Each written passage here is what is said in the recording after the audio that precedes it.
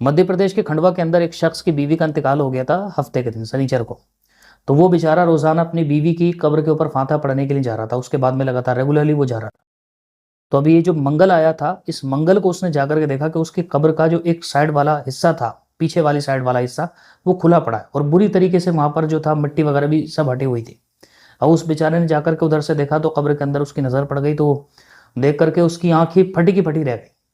उसने देखा कि उसकी कब्र के अंदर उसकी बीवी के ऊपर से जो टांग वाले जो टांगों की साइड थी, वहां से बिल्कुल कफन हटा हुआ है और बहुत बुरी तरीके से हालत वहां पर की हुई है। वो देख करके बेचारे की रूह तड़प गई। एक तो यही बड़ा सदमा है कि बीवी का इंतकाल हो चुका है, उसी का सदमा है, रोजाना उसी की याद आ रही है। अब इसको देख करके तो उसको रूह ही कांप गई बुरी तरीके से। तो जो शख्स कब्र खोदता है उसने उसको फोन किया कि भाई आकर के जरा देखो यहाँ पर क्या हो रहा है। शायद अब्दुल रहमान नाम था उसका। उसने आकर के बताया कि तुमको क्या बताऊं, कब्रिस्तान के अंदर आजकल यही चल रहा है। अभी 2 कब्रें और खुल गई थी, उन 2 कब्रों के अंदर भी लड़कियों की खबरें खुली हैं, वो भी औरतों की खबरें खुली हैं, वहां पर भी यही सब कुछ तमाशा देखने के लिए मिला। उसके बाद में इन्होंने प्रशासन को इन्फॉर्म किया इसके बारे में। पुलिस वगैरह आई, उसने थोड़ी इन्वेस्टिगेशन करी, थोड़ा कुछ देखा, जांच पड़ताल करी। और उसके बाद में कुछ ये भी आशंकाएं निकल कर आई कि हो सकता है कि तंत्र मंत्र विद्या करने वाले लोगों ने कब्र खुलवाई और उसमें कुछ डलवाया हो, इस नीयत से ऐसा कुछ करवाया हो। लेकिन इसको वेरीफाई किया फिर एक तांत्रिक से, तो वे तांत्रिक ने कहा कि ऐसे बात नहीं।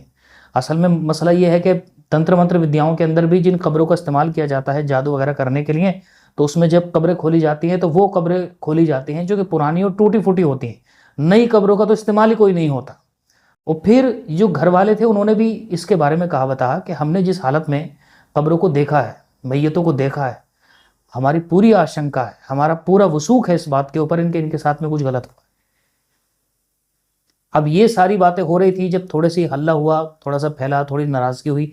उसके बाद में पाकिस्तान उनके उस इलाके के बिल्कुल करीब में जो इलाका है वहां से भी एक खबर आ गई कि यहाँ के कब्रिस्तान के अंदर भी अभी पीछे की बात कि 3 लड़कियों की, महिलाओं की कब्रें खुली हैं और वहां पर भी कुछ ऐसा होने की आशंका दिखी है। पीछे इसी बात का तस्करा उधर भी रहा है। तो वो वहां पर जो था उन लोगों को बड़ी निराशा हो। उन्होंने फिर उसको जो है कॉन्स्टिट्यूशन के मुताबिक जो भी धाराएं हो सकती हैं, उन्होंने उन धाराओं के हिसाब से केस वगैरह तो दर्ज करवा दिया। लेकिन अब सोच करके देखिए कि क्या माहौल होगा वहां पर। अल्लाह तबारक व तआला हिफाजत फरमाए।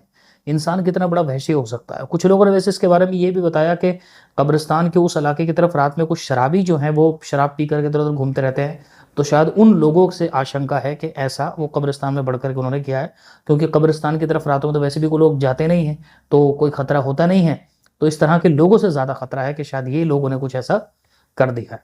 अभी सोच कर देखिए कि इंसान से बढ़कर के जानवर वहशी कौन होता है। जानवरों को बहुत पीछे छोड़ देता है इंसान जब अपनी वहशीपन के ऊपर उतर करके आता है। अल्लाह तबारक व तआला हिफाजत फरमाए। और उन तमाम लोगों से मैं गुजारिश करूंगा जिन लोगों ने वहाँ की उन घटनाओं को देखा है कि जितने भी सेफ्टी मेजर्स हो सकते हैं वो कीजिए। हिफाजत के जितने भी उमूर हो सकते हैं, बाउंड्री क्रिएट करना और भी जो भी चीज़ें हो सकती हैं वहाँ पर आप वो कीजिए। मुझे लगता है कि अगर बाउंड्री का सिस्टम ऐसा हो जाए और फिर उसमें ताला वगैरह लग जाए रात को, अगर कुछ ऐसे इंतजाम हो जाएं तो फिर इस तरह की घटनाओं से एक हद तक बचत हो सकती है। तो अगर कुछ ऐसा सिस्टम हो सकता है तो वो करना चाहिए। अपनी तरफ से चंदा करें, जो भी करें, कंट्रीब्यूशन दें और लें, और फिर उसके बाद में कुछ इस तरह का काम जो है वो सरंजाम दें अगर इस तरह के मसाइल हो रहे हैं तो। और इसके साथ साथ में उलमा इकराम से भी डिस्कशन करें, मुफ्तियान से भी डिस्कशन करें। मुफ्तियान से खास तौर पर मैं बात करना चाहूँगा, मुफ्तियान से डिस्कशन करें कि ऐसे वक्त में किन किन उमूर के ऊपर शरीयत की तरफ से छूट हो सकती है और बात हो सकती है, तो उनसे भी बात करें। और ख़ास तौर पर अगर बाउंड्री वगैरह इंतजाम नहीं है तो वहाँ पर बाउंड्री और गेट वगैरह इस तरह की चीज़ों का इंतजाम कर लें। होते बहुत सारे कब्रिस्तानों के अंदर मैंने भी देखा कि जहाँ पर इस तरह की चीज़ें, जहाँ पर जानवर वगैरह बढ़ जाते हैं कब्रों के अंदर, तो वहाँ पर उस तरह के खतरात से बचने के लिए लोगों ने अपनी बाउंड्री क्रिएट की हुई होती है। और कुछ न कोई शख्स ऐसा भी होता है जो हिफाजत भी करता है, देखने वाले भी होते हैं, देख रेख करने वाला भी होता है। तो इस तरह का कुछ सिस्टम आप वहां पर डेवलप कर लें। अगर आपकी मुर्दों की इस तरह से बेहुरमती हो रही है तो आपकी भी जिम्मेदारी है, उस इलाके के तमाम लोगों की जिम्मेदारी ये बनती है कि वो भी इसके बारे में कुछ ना कुछ अच्छे इक़दाम उठाएं। अल्लाह तबारक व तआला हिफाजत फरमाए।